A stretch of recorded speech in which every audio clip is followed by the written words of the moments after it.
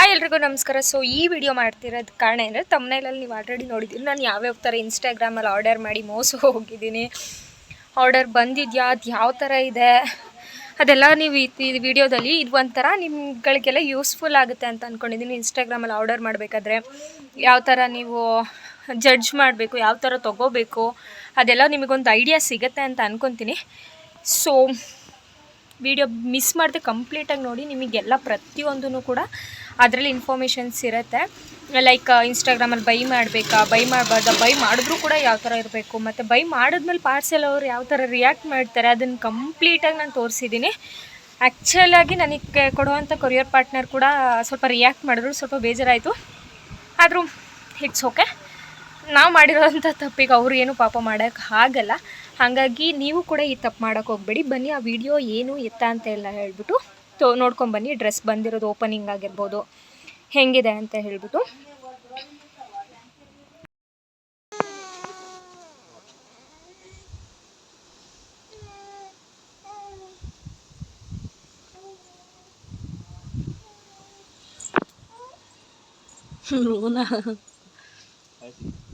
₹560 ಫೋನಿಂದ ಐತೆ, ನಿನ್ನ ಫೋನಲ್ಲಿ ಹಿಂದೆ ಆಯ್ತಾ? ₹10.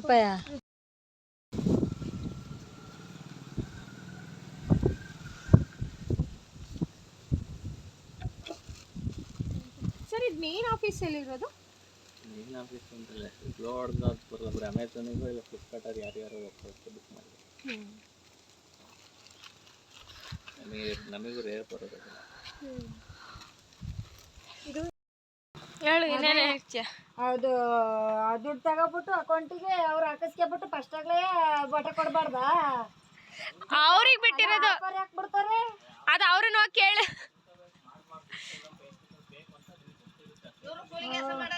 ಅದೇ ಪ್ರೇಕು ಅಂತ ಅದು ನೀವೇ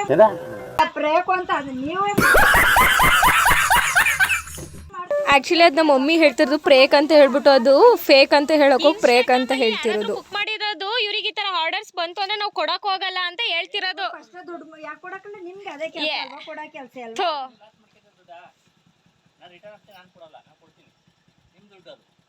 ಹಂಗೆ ಹಾಗೆ ಡ್ರೆಸ್ ಕೂಡ ತೊಗೊಬಂದು ಪ್ಯಾಕೇಜಿಂಗ್ ವೈಸ್ ನೋಡಿದ್ರೆ ತುಂಬ ಚೆನ್ನಾಗಿತ್ತು, ನನಗೂ ಇಷ್ಟ ಆಯಿತು. ಪ್ಯಾಕೇಜಿಂಗು ಸೇಫಾಗಿತ್ತು.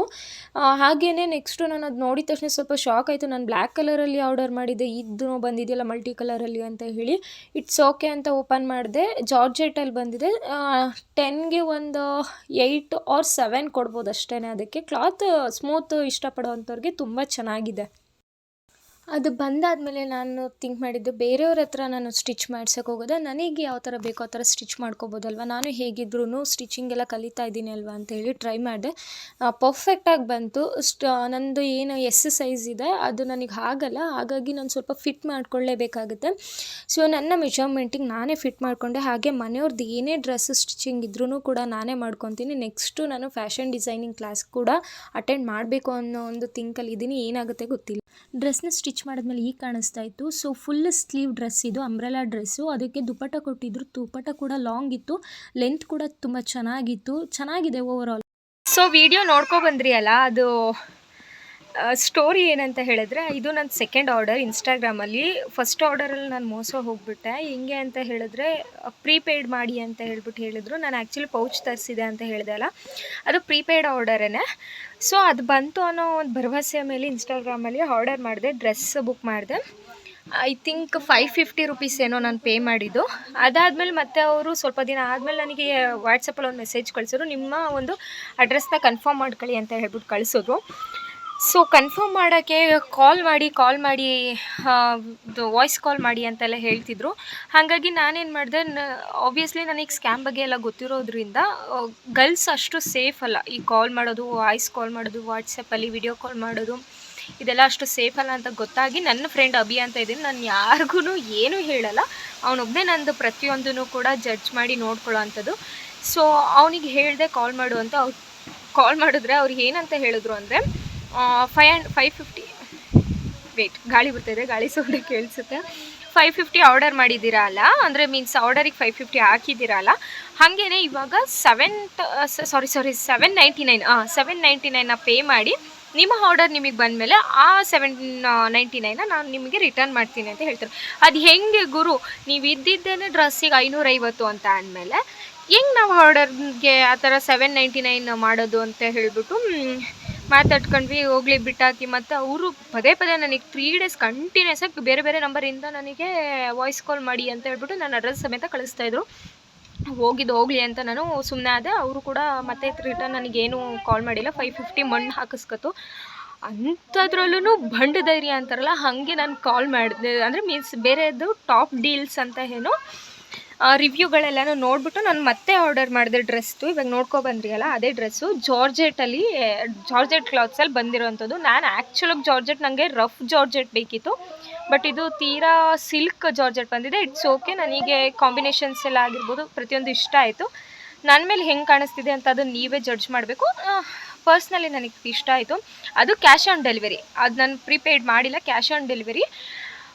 ಒಂದು ಪಾರ್ಸೆಲ್ಗೋಸ್ಕರ ನೆನ್ನೆ ಹಾಸನಲ್ಲಿ ಆಲ್ಮೋಸ್ಟ್ ಎಲ್ರಿಗೂ ಕಾಲ್ ಮಾಡಿದ್ದೀನಿ. ಎಲ್ಲ ಇವ್ರಿಗೆ ಲೈಕ್ ಎಲ್ಲ ಡೆಲಿವರಿ ಆಫೀಸ್ಗಳಿಗೆ ಪಾರ್ಸೆಲ್ ಇದೆಯಾ ಅಂತ ಹೇಳ್ಬಿಟ್ಟು ಕಾಲ್ ಮಾಡಿದ್ದೀನಿ. ಬಿಕಾಸ್ ನನಗೆ ಅದು ಸ್ವಲ್ಪ ನಿಯರಲ್ಲಿ ಇದ್ದಿದ್ದು ಡ್ರೆಸ್ಸು. ನಾನು ಆ್ಯಕ್ಚುಲಾಗಿ ಆರ್ಡರ್ ಮಾಡಿದ್ದು ಬ್ಲ್ಯಾಕ್ ಕಲರು, ಬಟ್ ನನಗೆ ಬಂದಿರೋವಂಥದ್ದು ಈ ಥರ ಗ್ರೀನ್ ಮಲ್ಟಿ ಕಲರ್ ಮಿಕ್ಸಲ್ಲಿ ಬಂದಿದೆ. ಇನ್ನೇನು ಮಾಡೋಕ್ಕಲ್ಲ, ಆ್ಯಕ್ಚುಲಿ ರಿಟರ್ನ್ ಮಾಡ್ಬೋದು.